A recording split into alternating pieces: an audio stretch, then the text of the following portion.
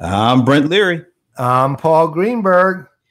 If I'm wearing this, it means it's time to excuse the intrusion with And the of CRM course, Playaz. I am appropriately geared as well. Old school. There it is. Property of. It is Friday afternoon here on the East Coast. We're still sheltering in place. And, you know, outside the window, it's looking really nice. Yeah, here too. We had pouring rain this morning, and those poor feral cats out in the backyard were literally standing in the rain waiting for us to feed them. And it was like, oh my God, it breaks your heart. So you end up feeding them like we went through, I'm not kidding, smaller ones, but 14 cans to feed the feral cats in the morning. Wow. That's a lot of cans. I think given it's a sports thing, I think that's the world record for cans at a feral cat feeding in the morning. Too bad, you know, it's raining and you said they're standing in the rain.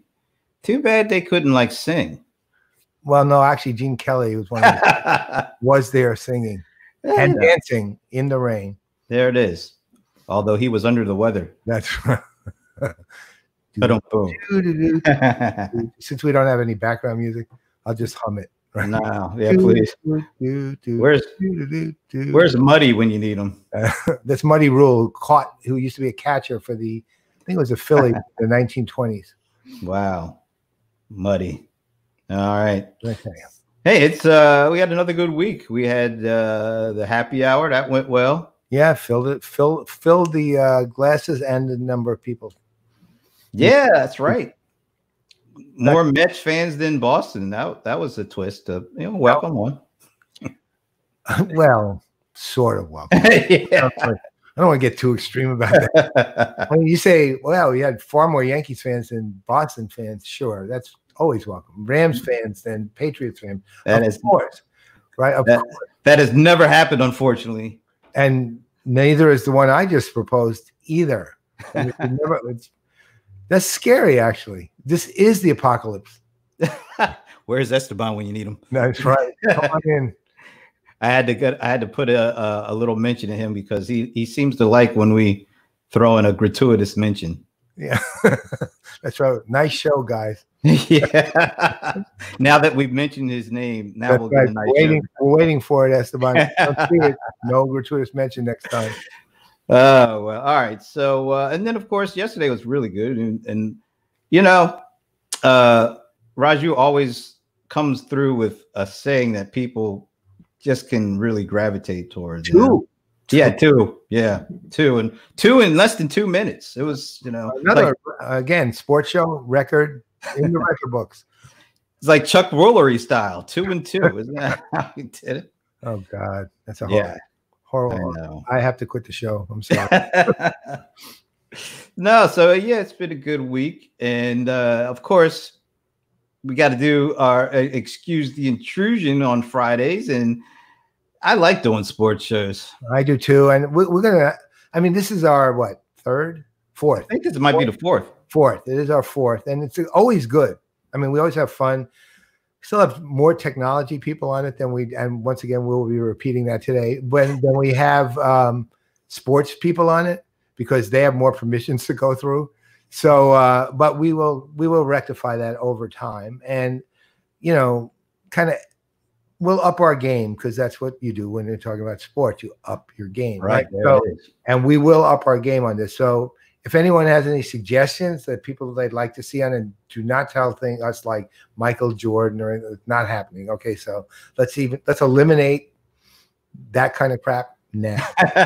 Well, I'm working on a Rams person, so I'm hoping finally I'll have some help on this show to talk about the Rams. Anyway, you mentioned Michael Jordan, but I tell you what, the Last Dance thing, yeah, that has been great. Well, I waited till I could tape 3 episodes, so I watched the first one yesterday, and so far, the thing with Jordan, though, I don't know about you, but I don't like him, but I am amazed by him. I guess that's the best.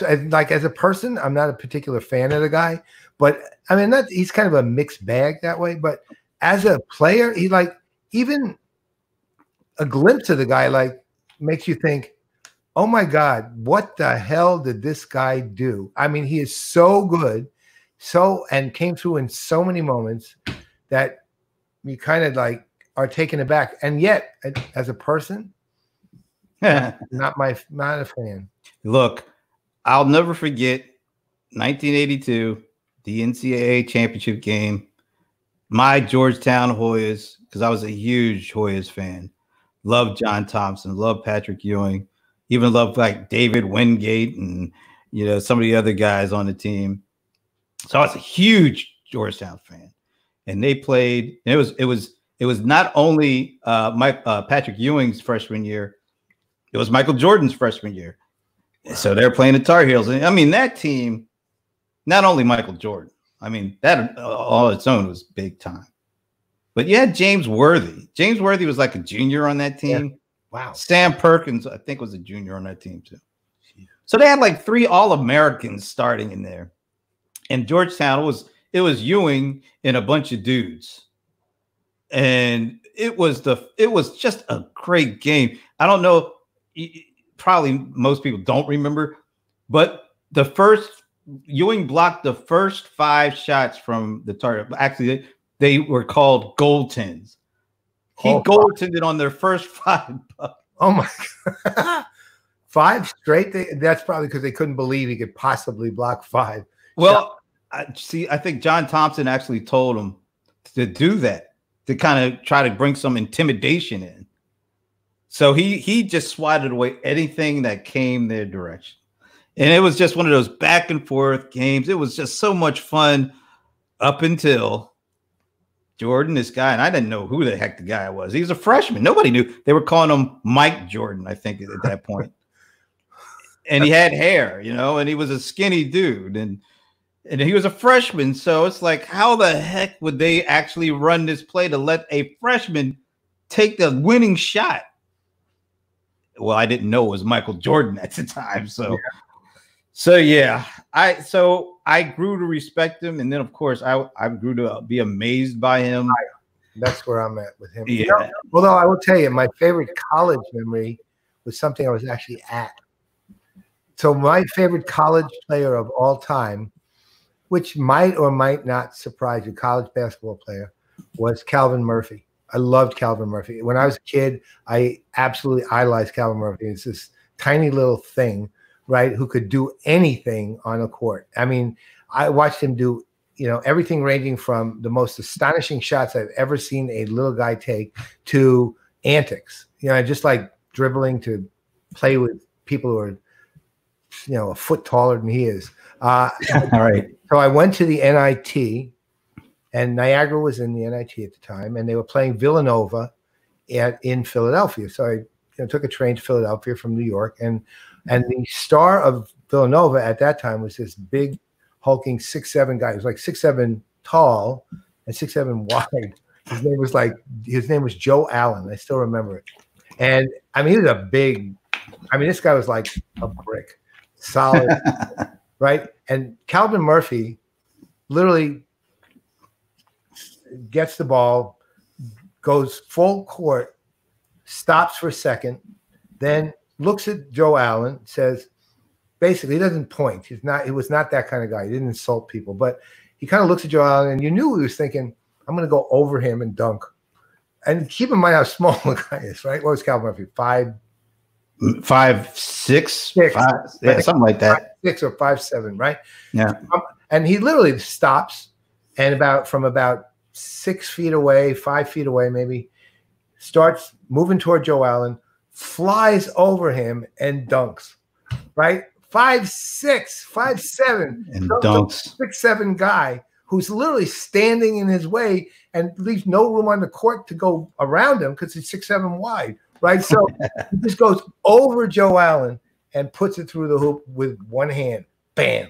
Nice. Never forgotten. That's why Calvin Murphy is in the NBA Hall of Fame too. Oh, he was the man in Houston. He was one of the most exciting players I think I ever saw play the game. Think about that era. You had him at his size, and then you had this dude named Tiny Archibald. And I remember Tiny Archibald, Cincinnati, right? Right. And Kansas City, Cincinnati. Yeah, he played a couple of different places. Right. And of course, he ended up with the Celtics. He Right. was on that. Yeah, I think he's on the 81 team they won. I couldn't stand those Celtics. By the way, Bob is already chimed in. Bob, we now realize you're literally a stalker hired by the Patriots. Literally, this is his comment. One word, Belichick. Oh, well, that's nothing. We on this show, we have a safe place when it comes to Belichick, right? You can't touch us. We're poison. We're literally poison. We're protected from all poisons. But anyway, so yeah, Tiny Archibald, I believe he was probably maybe shorter than Calvin Murphy, but he's the last person, if I recall correctly, he's the last person who led the league in scoring and assists in the same season. Really? I think I remember that. He averaged like around 34, if I remember, something like that. Maybe I'm wrong, but maybe even more than that, actually. Now 38's popping in my head. Now we have to look it up. That's just astounding that a guy that size, and I mean, he got the nickname Tiny for a good reason. He was a tiny dude, and he was able to lead the league in scoring and assists. So hypothetical question. Tiny Archibald, Calvin Murphy, can they play today? Would they be able to? I'm not saying would they be Hall of Fame or would they be leading leagues. Could they play? I'm going to say yes, because there's another guy that did play in this era. He was every bit as electrifying as those two. And that's my guy, Allen Iverson. Yeah, that's true. He was a little taller than him. 5'9". Giant. But he could jump out of the gym. Yeah. And he had no fear. He would go down the lane and get killed. And then get right back up and go right back down there. He was so much fun to watch. And he's kind of in the same line as those guys. Yeah, so I think those guys, Allen Iverson included now, but I think those guys could play in any era of basketball and be good too. I mean, not just like be regular players, but their skill sets, even at the level that they said, okay, I'm short, I'm going to compensate. And not in the bad sense of the word, in the good sense, meaning I'm going to figure out how to use what I got to do what I do, right? And those guys, when you said Tiny Archibald, I had that same, there's electricity that comes from these people. Yeah. Iverson, look, I'm a Knicks fan, and Iverson used to slaughter us. I mean, slaughter us. And, of course, word that circulates, he's a thug, he's this. You watch that guy play. Well, that's not a thug playing, man. That's he played harder than anybody else. He gave it his all the whole time he was on the court. Now, of course, when it was a practice, different story. If you're talking about practice, different story. But when the game time came, nobody played harder than that guy. Look, our buddy. Another thing on the hard playing thing.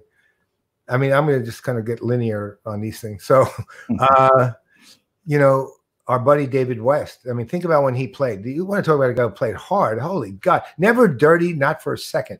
No, he was in the middle of everything, and he pretty much won most everything he was in the middle of, right? So, and you would think coming off the court that this would be this hard-nosed dude, right? Who would be really like, and this is before we met him.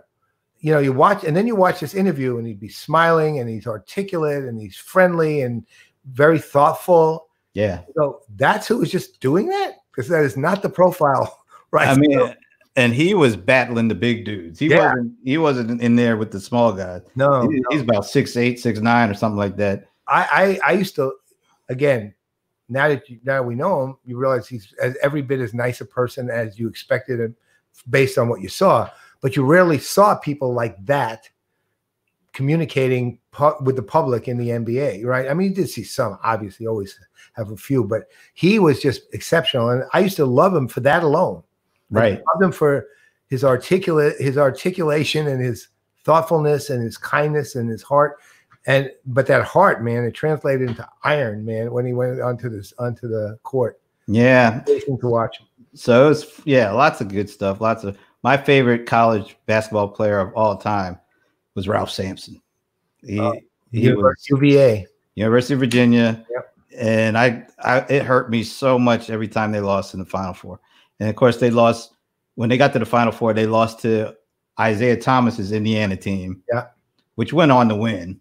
So I never was a fan of Isaiah after that. Well, I was never a fan of him at all, but I'm a Big Ten fan, so I rooted for Indiana. What could I say? As much as you would watch, I mean, Sampson though, there's the opposite of tiny Archibald, and Ralph was 7'4". Yeah, that's what I'm saying, man. He literally could put tiny Archibald in his pocket, right? Yeah, with amazing. To me, that was probably the best era of college basketball, like the 80s, 70s, and 80s. I really like that. Well, you remember the thing about Sampson, which was so interesting for a guy so big?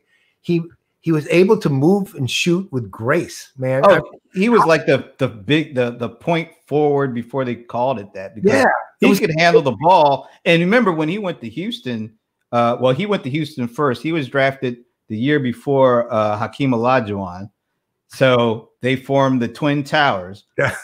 But Ralph was 7'4", and Hakeem was like 7, and Hakeem was the center.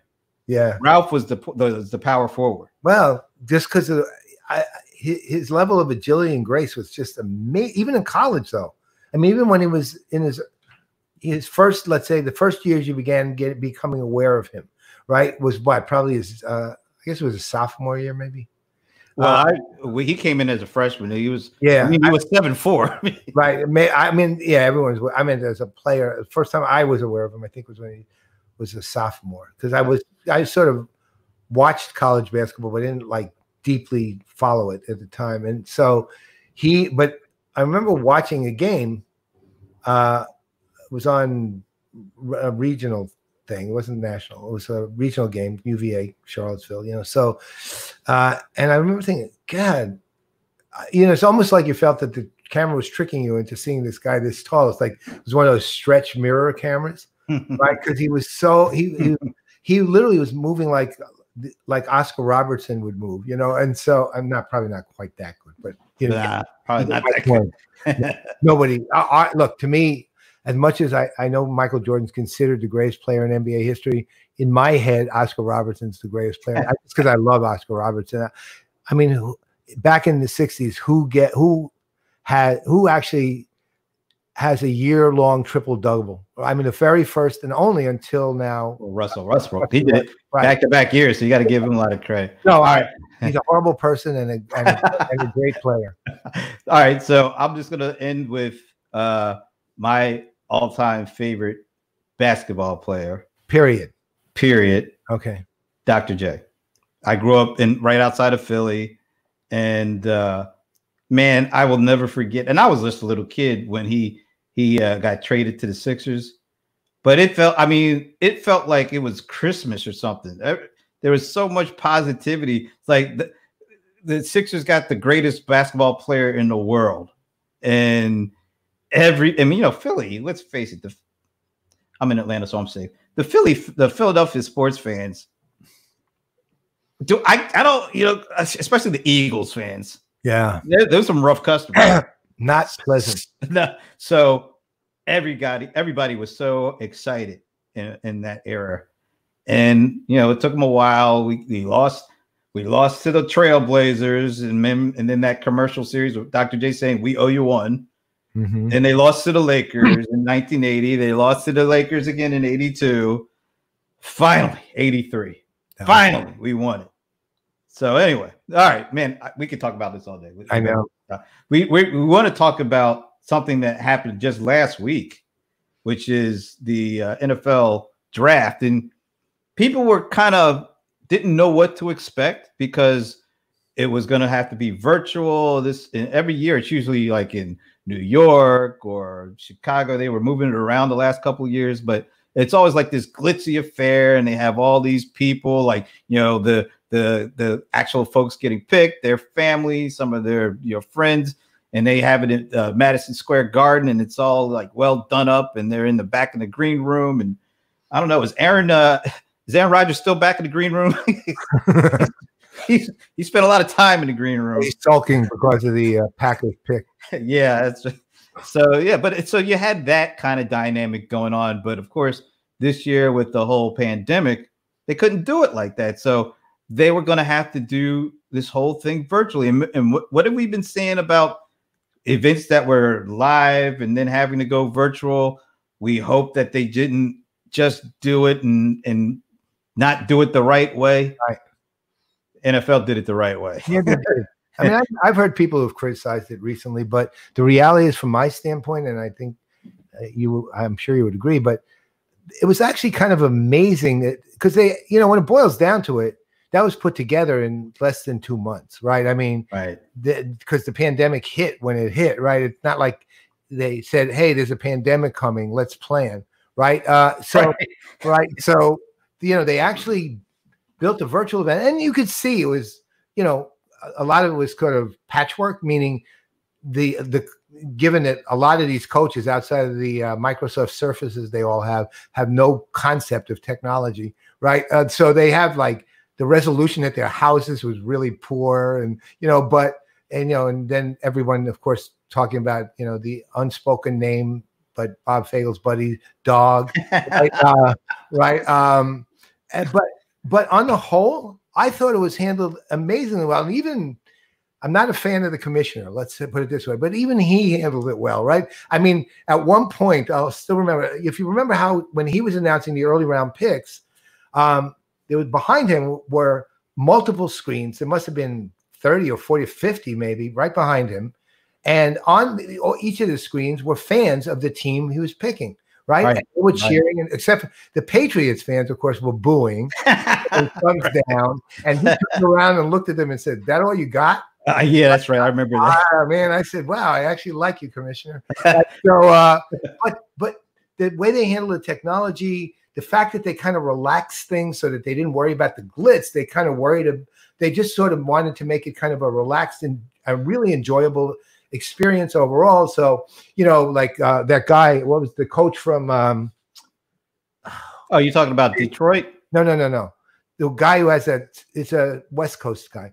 I think it was, I want to say it was whatchamacallit, San Diego. It was somebody who had this insanely gorgeous home. It was a stunningly beautiful home. I mean, huge, beautiful. No, nothing like that. You could have literally put everyone else's home in his home, and it was stunning and beautiful, and vistas on the glass. And they were showing things like at one point in the draft while they had a momentary break, they showed like the fans who were tweeting about the home. Right, one guy built a Lego version of the home with him in it. Right, overnight. So they would show that, and they utilized Twitter very well on the draft, I thought, in terms of making sure there was a lot of fan interaction, and they were reading fan quotes and comments on the picks, and they did a very good job with the as the pick was in, they would do some footage of the pick, and they did a very good job with that. It did seem like that all they did is pick Alabama over and over. No, but what I thought was great was when they actually went to like the team, and there's either the GM or the head coach. What I think made it more interesting than if it had been at Madison Square Garden, they had their families. They're like the little kids would start jumping around after their dad made the pick, and they would start applauding and jumping around. And I thought that was really cool. That's something you just wouldn't see at your traditional draft. So they took advantage of what this virtual technology allowed them to bring into it that you wouldn't have gotten any other way. And I think the reason that they did that and that it worked, well, here's not the reason, but here's the actual this shows you how it worked. Look at these numbers. Now, this is some good stuff. I mean, look how many posts. Now, people could have been posting socially at previous drafts, right? And I'm sure they did. But I don't think they got the numbers like these numbers we're seeing up here. And we're going to bring in the guys who actually provided these numbers in a minute. But look at that. And I think the key thing during last week's NFL draft, 46.6% increase in fans talking about the draft on Twitter. You mentioned it. Honestly, look at the number of impressions, for God's sake. That's a B. That's 5.65 billion impressions of the NFL draft. Okay. And that's not Jamie Anderson doing a whole bunch of different Michael Caine impersonations. Right, not that kind of impression. Exactly. And 87.8 million is not the number of people who are planning on getting married now either. So, so we're clear. But I mean, look at it: 484,000 unique fans, 87.8 million engagements, 5.6 billion. I mean, those numbers are insanely high. And honestly, I took more interest in the draft this year than I did last year. I mean, last year I kept my eye on it, but it was mostly all I cared about was I don't like the stuff where they get called to the stage and they stand there with a jersey and they say yay or boo, or they say yay even though they feel boo, and it was just it's just like every Hollywood event you ever see. But this time it was so much better and so much more interesting, and there was so much more content and color to it than they had in the past. And they utilized, again, the two things I thought were really important to this is they utilized the environment they had, and they were willing to accept the limitations they had too and work with them. And typically, look, you have to have production values regardless of anything. I don't care what environment you're in. They have to have good. But there were coaches, if you saw them, I think Belichick was one of them, who didn't have a clue about how to run a webcam, right? So, and wasn't he the guy that called a Facebook InstaFace? Right. That's what I'm saying. These guys really didn't know what they're doing when it comes to tech. But it was engaging and human, and that's what we needed for the draft. And again, I was talking to someone earlier today. He didn't say I didn't like the draft, but I could see by the face he wasn't agreeing with what I was talking about, right? So the thing is that these are the numbers, and these are the level of effort and the level of activity that occurred, which was spectacular and a big boost for the NFL, who, let's face it, regardless of football being, quote, America's sport, although I still think it's baseball. I think football might be America's most popular sport, but baseball is still America's sport. Nobody, and I'm just going to make one side rant before we bring on these guys. Nobody in the world says when they did something amazing, I threw a touchdown pass. They say I knocked it out of the park. Okay. And nobody talks about catch with a football when they're talking about their dad, right? They're talking about a baseball, right? And a glove, right? And embedded in the culture is baseball, not football. Well, I guess most people aren't going to say, yeah, I did a flying tackle on my dad the other day, something like that. So you're right. But I will say this, the one stat that's not on this, but maybe is just as important, if not more so, the viewership, actual people watching, up 32% from just last year. So you watching on television or watching on whatever screen you have in front of you, yes. Okay. But 32%. So all this interaction, all this posting, all this engagement had a dramatic effect on the traditional metric of viewers. All right, let me ask you one more question on that, actually. So I don't know about you, but these guys are going to be like, wait, are you ever going to let us on? I promise you will in 60 seconds, 3:30. I know you hear every word we're saying. Think about this. We're giving you a half hour almost. So that's pretty good. So I know, were you sitting there watching, say, on TV while this is all going on, and had your smartphone and were checking against your smartphone the whole time, right? So like if you had to get up and go, when you saw that a Rams pick was coming, you went back, right? Or you waited for the Rams pick and then you did something else, right? But that's the thing. The interactivity, I think, like when I would watch last year, I watched it on TV for a couple of minutes and shut it off. I didn't watch my phone. And then I'd wait for all the draft picks were in and then look later at the phone. Yeah, right. But I wasn't interacting with the actual show particularly. This year, absolutely. I was watching the Facebook. I belong to two Facebook groups that are Ram oriented. There was Facebook watch parties going on. Of course, there's always Twitter. So you felt a part. I guess it feels like it's like esports. Like these folks, they don't just want to watch; they want to feel like a part. You really felt more a part of it than you had before. So, let's do this. I want you to introduce the guys here because they've been waiting long enough. Mike, Amir, I'd like to say we're sorry that we kept you, but I'm not actually. So this report, the one everyone sees on this screen, was done by a company called Zumpf. And Zumpf was a company that I've known for a few years on and off initially. They were sponsors at SEAT, the Sports Entertainment Alliance Technology organization, and Brent and I are both part of. They've always been very actually active sponsors, which, by the way, SEAT appreciate. And then got to talking with them last year at SEAT.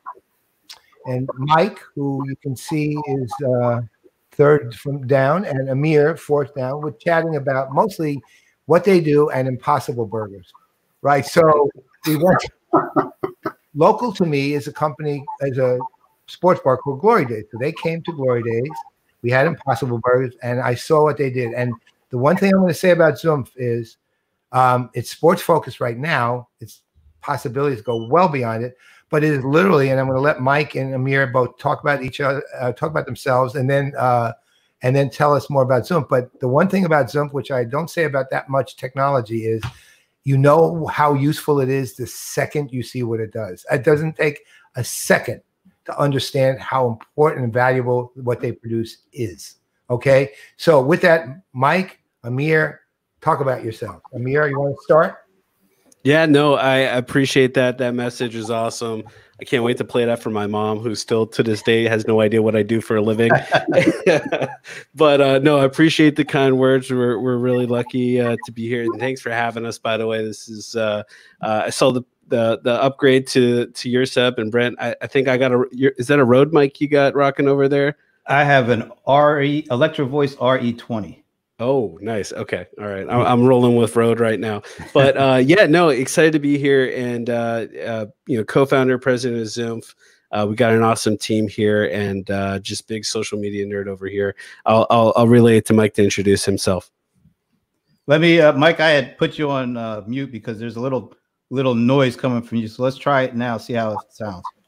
Hey, so thanks for having us there, gentlemen. It's a pleasure to be on, and I don't have the awesome setup that you guys have, but that's probably why it's not as clean.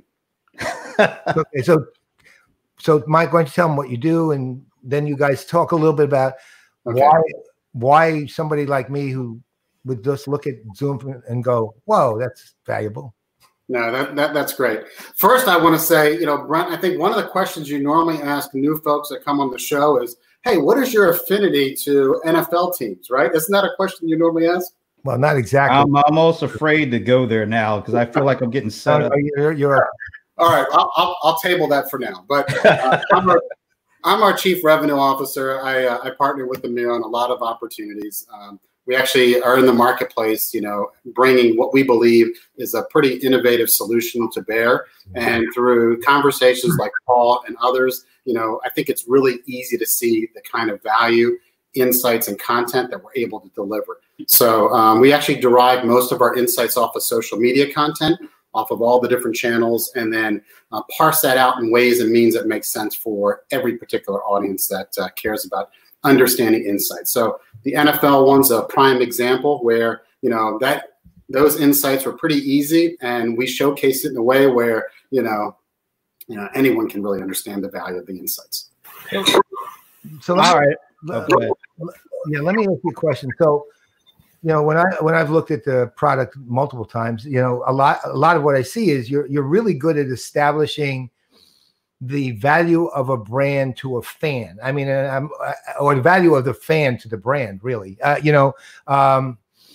And you're astounding at how you suss that out and how you actually present it too, because part of the value of what you have is your format is just is so simple for anybody. Look, you literally have to be actually not alive to not understand what you have there. So why don't you talk a little bit about kind of how that works and examples, like, you gave me a multiple number of examples when we had lunch that time. So run through some of that for people here so they can understand and see more beyond just, as you said, the NFL is simple. kick it up a notch and then tell people more about what you guys got going. Yeah, I'd love to field that, and Mike, feel free to jump in at any time. So we believe an audience is the most powerful asset anyone can own. I mean, there's a value to that. Attention is a currency, and we want to know exactly how much that is worth. So we're doing a couple of things. One is we're pulling in all these different social media sources: Twitter, Facebook, Instagram, YouTube, Twitch. And we're processing all of this in real time. Okay. So we can see the impressions, we can see from each team, we can see from each athlete. And then while this data hits our system, we're organizing it in multiple different ways. So for this NFL report, we looked at every team and what they generated. We looked at all their audiences and how they engage with them. What is that worth? And then we also looked at each athlete. So as they were being drafted, what impact did they have? Joe Burrow, of course, so influential, probably producing content as valuable as some of the teams from his account right now and with the partnerships that he has. And then we looked at all the brands and all the branded content that they created. What does that impact? So we have all this information. We can show you those billions of impressions across all these different platforms that we're pulling from at this in real time. But then secondly, we can also understand who saw this content and the audiences that we've created, which is really the most important thing, right? You have all these eyeballs. Who's this hitting? Do the Chargers have more millennial moms than the Rams? Who knows, right? We do. But basically what we're doing, we're organizing them in these different segments, and we're saying, okay, these are millennials. These are people that have interests and passions in all these different entities. And for us, it's all fan driven. We want to help these teams understand what are the brands that our teams are using or should be using, or our audiences engaging and interacting with, and we help them, make those kind of partnerships. So at the end of the day, we're looking at these digital assets, Paul and Brent, and we want to know how much is that worth and who is this engaging and interacting with it. So as you can see, the Cowboys did a wonderful job across all these different platforms, and then we can break it down into each platform. It's interesting to see how one channel might have one team might have a better Instagram versus Twitter, but at the end of the day, these teams are generating an immense amount of value. And like you said, they did a phenomenal job given the circumstances. Let me jump right here. I mean, I'm a Rams fan. I grew up in the Philadelphia area. So this top five is really distressing outside of the Green Bay Packers. I mean, we got Cowboys, who I thoroughly detest, that ruined my childhood in the 70s, as maybe 2 or 3 NFL championships could have been ours if it weren't for them. The Eagles, as I said, their fans are so obnoxious. It really scarred me as a child growing up in that area. Do I even have to say anything about the Patriots at this point? Probably not. And 49ers, another team that ruined my 80s for the most part, and most of the 90s too. So how do you explain this? The other question is, can this be rigged so that we can? But that's the thing. None of these teams won the Super Bowl, did they, Brent? Right? But they still won on capitalizing value, on creating attention. The one on the field is one thing, right? And born and raised Washington Redskins, for better or for worse. Worse. It's been for worse for a while. Yeah, that's an easy one. Yeah, but at the end of the day, and like the Redskins, they created phenomenal content. They had a 7-Eleven series. They had Wale, the rapper. I mean, they brought a rapper. They created an entire digital experience. And like you said, no one planned for this. But what these teams are doing, they've like the logos. I mean, that logo on your head, Brent, that is closer to you than most people are closer to their religions, right? Especially this logo and not the new one that they put out. That's a whole other thing. Not a fan. Hey, make sure you keep the old logo on your logo. Yeah. Well, I've got the old one and this one. But anyway, yeah. Hey, let me ask you quick. These social values. Can you tell us how you guys get to these numbers? Yeah, absolutely. So depending on the type of content, you want to process this in different ways. If it's an image, you're going to want to look at it based. Okay, well, let me take a step back. So there's a number of variables that we can look at with social content. One is how many eyeballs saw it. So how many impressions, how many people interacted with it. So engagements. So you can look at CPM and you can look at CPE. So based off the performance of this social content, the value is going to change. Based off how many people are seeing this content, the value is going to change. So we're looking at it purely on a social post level, but you can look even further to see what a brand's impact within that is. And with that, you can get into videos with CPV, and that's a cost per video view. And basically what we can do is look at the clarity, the logo size, how many other logos are on the screen, all these different factors to say, what is this truly worth for a specific brand? But for this specifically, we're just looking at the engagement, the impressions, the video views across all these different platforms, and looking at and creating a price towards that. And each one of those, the CPM, CPE, CPE, CPV, that price can shift. Some of these teams have their own rate card. We just we did these industry standards to help default this to give you a nice way to benchmark across all of these. Very smart. So, you, if I remember correctly from our discussions at Glory Days, you're strictly focused on sports now, not necessarily later, but now. And yeah, you had. I remember. I actually do remember the number, but I don't know if that's for public attribution. So tell us about the teams, the leagues, which those that you can talk about, which ones kind of use you in a unique way or an outlying way, perhaps, and just a couple of stories on the stuff you do. Yeah, absolutely. So we work, like you said, all across all the different entities. We want to be that third-party standard non-bias with the data. The numbers are what the numbers say. And so that allows us to work with leagues like the NBA and NASCAR and NFL. That allows us to work with agencies like Wasserman, who's always doing the latest and greatest work in that space. And we also work with some phenomenal teams like the Cowboys, Redskins, not the Rams yet, and across different leagues as well. And it's great. And, we're working with esports as well, which is seeing the sun and the light, of course, more than everyone right now, and 100 Thieves and Team Liquid. And so we're really fortunate to work with these innovators, these people that are driving where entertainment is going. But like you said, right now we're focused on sports and entertainment. But if you look at film, you saw Stranger Things, I saw Sponsored Things, right? There's Nike, there's JCPenney, there's Polaroid. So this can be the very oxygen that we breathe is the fandom and passion that these fans have. So we look at it as really sacred. We look at data privacy as the utmost number one thing that we got to do. But at the end of the day, this passion, whether it's comic books, whether it's sports, whether it's music, you see all these DJs live streaming now. You're seeing these CRM influencers and analyst influencers live streaming. There's a value to the audience that you guys have. And we want to help, connect people based off what they care about most to those brands. You know what you should do? It's important to add that we don't have a bunch of mice in the background running around putting all this content together.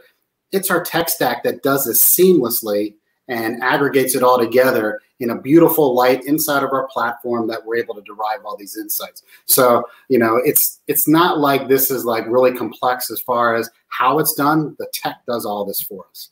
Huh. Hey, could you explain what made these the top posts? Sure. Like so the stats behind it, I guess.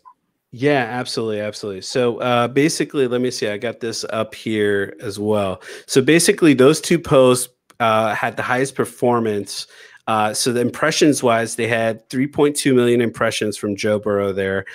They had 33,000 and a half engagements, and the value was 57,000, about 57,500. So we're looking at not only the impressions and the engagement. Now we didn't do the value just for Buffalo Wild Wings, but you're going to see, I mean, they got the logo there like 4 or 5 times in different locations there. So they're getting really strong representation, the logo, the OCR, the text. So we didn't go into that, but there's high value there.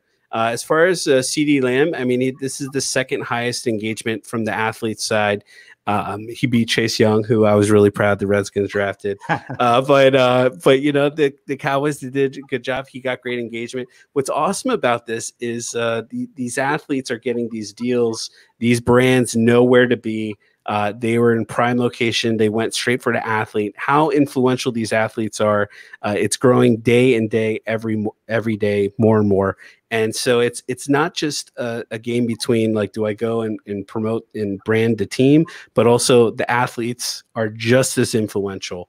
And so it's important to understand that, and their name, image, and likeliness has a high value. And these brands made a really smart play, whether it's drafting the game cards, the collecting cards, or the for fast casual with the Buffalo Wild Wings. All right, listen, but we need to pause for a second. Okay, Mike, it's time. Who are your teams? Who are your teams, sir? Let me go with the Baltimore Ravens. That's all right. That's barely That's okay. That's borderline all right with me. I'm safe, right?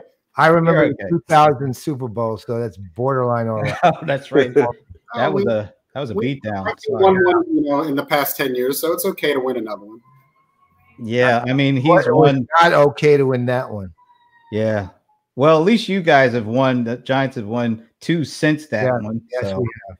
there it is. And against 2 both times. Yeah, that's why I really like you. Better. Even better. Hey, do you guys have any insight into how much strategy and effort these teams put into their social stuff? Yeah, the teams are putting, especially now, I would say, 2 months ago, they were putting a lot of emphasis on it. Right now, they're living and dying off of what's happening off of social. This is mission critical right now, especially during these times. That social media content is really what's kind of fueling how they're helping a lot of their partnerships. But it's a paramount aspect to what these teams are doing, and not just in a league, but really across all the leagues. And the brands are really flipping it now and asking the teams, show me that value and report back to me. Whereas maybe a couple years ago, maybe only a couple did. Now a lot of them are starting to ask those questions. So for you guys, has that led to like increased interest from, let's say, potentially new clients, or has it led to more interest from your existing clients, a mixture? I mean, what's that look like? Yeah, so it's really a combination of the two. The clients that we're already doing business with have actually kicked up their request. And one of the nice things about Zoom is that we kind of control what we do based upon what the marketplace tells us. So when our clients or opportunities say, hey, this doesn't exist out in the marketplace, is this something that your platform can do? Amir and I start to salivate, and the rest of the team, and start to kind of take notes of saying what isn't out there that these organizations want that we'll build to. And so really it is a combination of our existing clients. Net new opportunities are coming on board, and so it's really a combination of the two.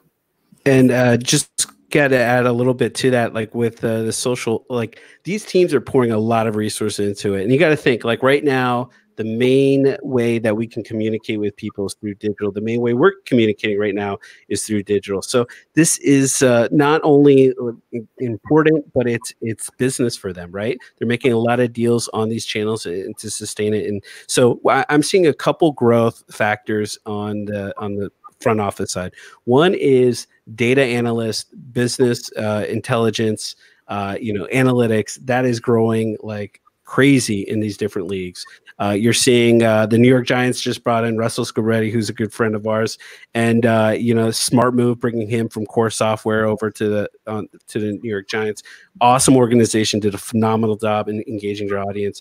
Nilay Shah kills it over there. Yeah. And so like what these organizations are doing is incredibly smart. One is they want to personalize the entire experience to their fandom, right? So they're looking at social and they're looking at it as an opportunity for customer experience, right? How do I personalize this for them? How do I give them an experience that makes them feel a fan for life? I've been a Washington Redskins fan my entire life. Marcus Stevenson, Stephen Perkins over there, new guys over there, Christian Matthews, they're crushing it. They're doing good stuff. Wait a minute. Did you just say Marcus Stevenson? Yeah. Wait a minute. I'm thinking of Marcus Robertson. I'm thinking of a player. He used to be with the Rams. I think now isn't he with one of you guys with the Ravens or something like that? I think so. Anyway, you threw a name out there. It was so close to an ex-Ram guy that left under protest. And now is happy in Baltimore. That kind of Anyway. Yeah, no, it's like the content they're creating. I got retweeted once, Brent, from the New York Giants, and I almost ditched my entire fandom. Like that's how much of a customer experience it was. Because I was like, they see me, they hear me, right? The Rams, if they're retweeting you, like what is that to you, right? Like what is that passion? Well, do you know what story you got to tell them? Yeah, there is this one guy who liked something I posted on Facebook. I think his name was Eric Dickerson. Wow. Yeah. Well, there's more wow because that is literally Brent's all-time hero. That's probably how you became a fan of the Rams, right? No, I was a Rams fan before Eric Dickerson was out of junior high school. And that happened, what, 2-3 years ago, right? It wasn't that. Yeah, that was. And believe me, the main objective of my whole Excuse the Intrusion show is to have Eric Dickerson be our guest one of these weeks. We're working. We're going to make it happen. It's going to happen. That's going to happen. So what was the post that brought him to like the post? I was just basically slobbering all over him or something like that. There's no secret there. I love you, Eric Dickerson. There's absolutely no secret to that one. That will always do it. Flattery gets you everywhere. Man, I want to go off the board a little bit. The NCAA just came up with this potential game changer around letting individual college students own their own brand and likenesses and all that stuff. From your perspective, what kind of opportunity do you see these kids having by being able to take advantage of that and using some of the stuff that we just talked about to actually build not only their brand, but really a potential stream of income that they've never had an opportunity to do before? Yeah, I think that's a game changer, candidly. I mean, I think that marketplace you're going to see explode with the brands looking at those players now as influencers to their identity, just like Buffalo Wild Wings with Joe Burrow. It's going to open up a whole new segment of the marketplace. And probably, as we speak, there's organizations putting together many agencies to go now how to go figure out how to go take a bunch of those players and align them to different brands and show them that kind of content affinity. I think it's going to be a game changer in the marketplace for sure. At we were watching this presentation, and I want to say it was from the San Antonio Spurs, Paul, but they basically showed all this content from different types of content. One was with fans of the game, a baby at the game, a puppy or something like that. The number one engaged post always was ones with athletes in them, right? That's who people connect with the most. That's why you have that strong affinity to that story with Eric Dickerson. And so for these athletes, for these college teams, this is going to be a source of revenue.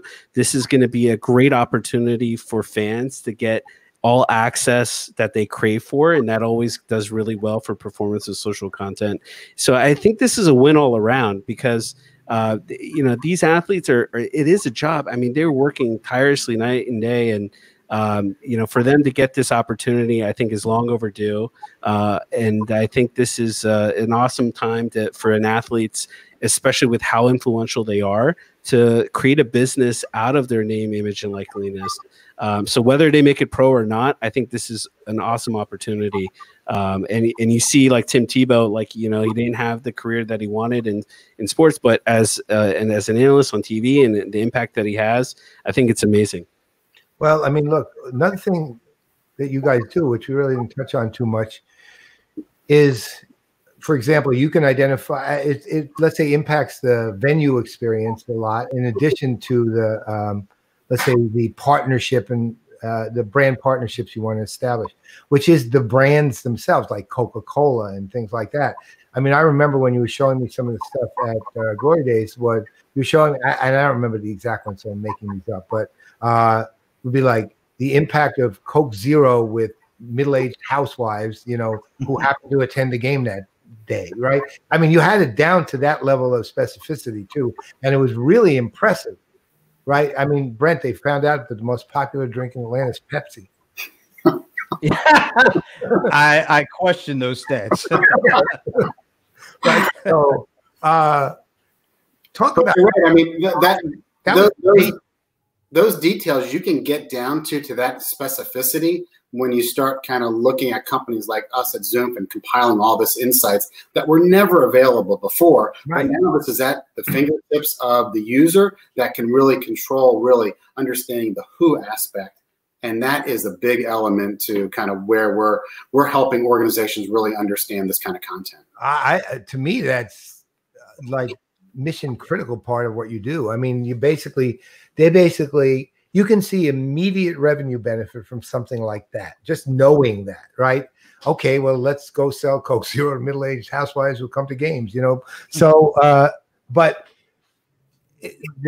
I mean, if I remember correctly, you had it sort of, what was it, gradated almost, right? It was like, okay, this was the second most, this was the third most, this was the fourth most. So you go in really deeply. And again, the other thing I think people need to hear about with you is the way it looks. I mean, the way the reporting itself, right? Is look, you know, we're analysts, so we see about 20 trillion dashboards, right? And you know, and half of them are graphs that if you don't drill down into them, you don't really care all that much about what you're seeing. I mean, you're seeing that, and then you're seeing numbers associated with it, and it's lift for the month of July based on blah, blah, blah. And you go, okay, that's nice. But it's the only place you actually get anything of import is when you go about 8 levels deep. With you, it's literally level 1 is not only important, but it's genuinely readable. You can actually look at it and understand it immediately. It doesn't take anything more than a normal education to actually understand what you're saying. And Paul, we appreciate that. You know, and Nick Cronin, who really runs our marketing efforts and the layout of all that, has done a fabulous job. But candidly, selfishly, we want to make it as easy to kind of consume, because who's the audience of that data? It's the executives in these organizations that don't have the time to dig down into the details, that need to see things like, you know, first grade level. So at the end of the day, that's kind of how we have that data. Now, you can go as deep as you want, and you can pull at all the reports, and the analytics team can go crazy. But inside of the dashboard, inside of the platform, we're doing it in a way where, you know, the content just kind of speaks for itself. Well, I in the marketplace, I've never seen anything quite like you, number one. And I think I told you that before. And number two, of course, I think you have about 800,000 other verticals you could go to. But I do understand your desire to keep it. I know you've told me multiple times, since I've raised that multiple times to you, that you want to be great at what you're doing with the one you have, right? And I totally respect it, although I will still badger you. And I don't mean Wisconsin badger. I just mean badger, right? So you know, so I'm let's say that I'm a fan. Okay, older white industry analysts like Zoomf, right? So, I want to. Hey, Amir, I think we have our new tagline. I'm going to go out on a limb here. I think what you kind of just are doing in the stats that you're finding and creating, I'm going back to this college thing, because just think about the kind of the potential here. This could change, you know, the decision of a kid who might be set on going to this college, but then he finds out, hey, you know, if you come to us, not only will you start, but we have, you know, the social value of, you know, $5 bazillion, and these guys don't have any. So you come to us, you're going to be on TV. You're going to have the value of the value of our social network, helping to build your social network. And you can then take that and you can brand yourself and get all sorts of opportunities that you wouldn't get over here. And all of a sudden, you know, the balance of power shifts probably to the bigger schools even more, because they're the ones that have the TV contracts, and they'll have the kind of the social teams available. And this becomes a business proposition to get talent more than it ever has at some point. And then on the flip side, the kids like, wow, not only am I going to get a chance to play ball, I can make a lot of money because these folks have this foundation and they have the stats to prove it. So this, you know, this is just one use case, but I'm saying this could be extremely important, not only to the schools and institutions, and not only to the students, but then you look at the sponsors, the pitchers, brands out there wanting to say, hey, you know what? We work with you. You get the kind of folks in here, and then, you know, everybody wins. No, I think you're absolutely right. I think now, as the recruiting departments are going out to these kids, that's one of the things that they have to put in their brochure. Here's our social media value in the marketplace, right, and here's how we're better than these other 15 colleges that you may want to attend. And that's now part of how this is going to play out as we go forward. So I think that's an astute kind of assumption to make, and it's going to change the way that the strong get stronger and the weak start to kind of separate themselves, unless they can start to compete. And you can do a little bit more competing in social than you can on other kind of channels. So. Yeah, I think that's the key. They do have more levers to pull, because they can't get their conference can't get the big TV contract, but maybe there's certain things that they could do socially that allows them to stay more in competition than they would have if they didn't have those levers to pull. That's right. A lot of social media is ground warfare, right? So those organizations that can do a better job of it can actually start to compete a little bit more. Mir, you were going to say something? I was going to say, internally, we have this phrase, niches get riches. I mean, like, if you can find your niche, right, like you've got to use that to your advantage. And like all these different universities, like if they're going to a university to have a bit better lift out of school, I mean, I hope so. I hope that's, I mean, it kind of sounds like a Black Mirror episode, but like, that's my paradise, right? Like, they should be looking at this as an opportunity, as a liftoff and social. I mean, the value, brands see it, right? Like, those mercenaries that take money from everyone and say like, hey, love my new Samsung Galaxy from an iPad, right? When the tweet's being shared, like, people see that a million miles away. So there's an impact. Everyone has an audience, and that audience is worth something, depending on what the size of that audience is. And I think if a university can help people with their social media and putting them on a platform much larger than they have when they leave, I think that's worth it. Wow, this is going to change a lot of things. Yeah, I'm with you. Wow, this has been great. The hour went by so fast. It's always great when we have an hour where we really don't have any Boston sports fans to come up to work. So that's yeah. Well, I'm sorry to say that it's probably pretty short-lived. I know. By the next happy hour, there'll be like 10 of them on there. Bob Faber will Zoom bomb us. So, by the way, where can people learn more about what you guys do? So they can go to Zoom.com, and we have a lot of content on our platform. You can download a lot of our reports. We eat a lot of our own dog food, so we actually use a lot of our content to show what's possible with our data. So if anyone came to our website, they could definitely check out all this content information. You always can reach out to Amir, myself, the rest of the team. We're always pretty readily available. Perfect. Is that report readily available? If we put a link out, is that something? Absolutely. Cool. We can give you guys access to how to get the audience to pay attention to getting a free download. Yeah, for you guys, anything. That's been recorded, by the way. So is that what I just heard? Awesome. Well, hey, you guys stay safe and shelter in place, and have something good to drink while you're sheltering in place. Well, it's Friday night, so it's okay. Yeah, that's right. It's okay on Monday nights too. I was just trying to be like, sound like the rational older man. I was about to say Monday mornings are not too bad either.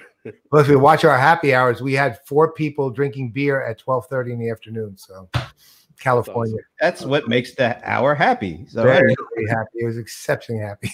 Well, we appreciate you guys having us on. You guys are always a pleasure to talk to on stage, off stage kind of perspective. Well, So we'll be having you back, and we do want to make sure we stay up. If you have stuff you want us to talk about, look, this is a sports show. If you got sports related stuff that based on your work, let us know. We'll talk about it. Except the Ravens and the Redskins. Except the Ravens and the Redskins. We can talk about the Redskins. That's going to be one more question before we do close. So, do either of you root for baseball teams? we do. Okay. You got to root for the Nets. You can't possibly root for the Orioles. I still root for the Orioles, believe it or not. Wow. Well, look, it goes deep into you. The fans are very. You've been amazing to us, and especially Gleyber Torres. Those the classic broadcaster. What's that? I love your broadcast. It's so nice. What's his name? Gary, not Gary. The guy who was completely freaked out that Glaber Torrey kept hitting home runs. Oh, come on. Wasn't that Gary Thorne or something? Gary Thorne. You know what? I have to say, though, because where I am, when I'm watching baseball, I'm blacked out of Yankee Stadium because I'm in Virginia, and that's the Nationals in DC and the Orioles. So when the Orioles Yankees play, I have to watch 640. I have to watch it, and so I get the Orioles broadcasting, but I never mind because Jim Palmer and Gary Thorne are so nice. The one thing about Orioles fans, I have to say, they are arguably the nicest fans in baseball. I went up to Camden Yards one time. The Yankees were playing the Orioles, and Andy Pettitte was pitching, and he pitched 8 innings of perfect baseball, and then Jerry Hairston muffed the ball and an error at third base, and he was playing third that day, and then there was a hit, and so they I think it was Torrey, who was still manager, was taking the Yankees, took Pettitte out, and there was a lot of Yankees fans who come down to, so we're all standing, and then the Orioles fans stand and cheer Andy Pettitte, and I never forgot. I thought it was like such a nice thing to do. So, I have no beef with the Orioles whatsoever. I don't even have a beef. I was rooting for the Nats last year against the Astros. I never root against the American League, but that year the Nats story was so, fairy tale that it was absolutely deserved. They deserve to be rooted for. I mean, do you have a team? Grew up watching the Orioles, Cal Ripken all the way. You guys took all our great ones, Mike Mussina, David Wells, all of them. Yeah. And then Nats fan now, but still my heart's in Baltimore. I totally get it. And you know what? That's okay. That works. You can come back on the show for that, but we won't be talking football.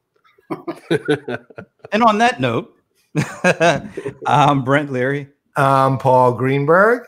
We are the CRM Playaz. We'll see you next happy hour on, what is that, Wednesday? Wednesday, 3:30 p.m. And remember, if you're coming, a drinkable liquid. Stay safe and shelter in place.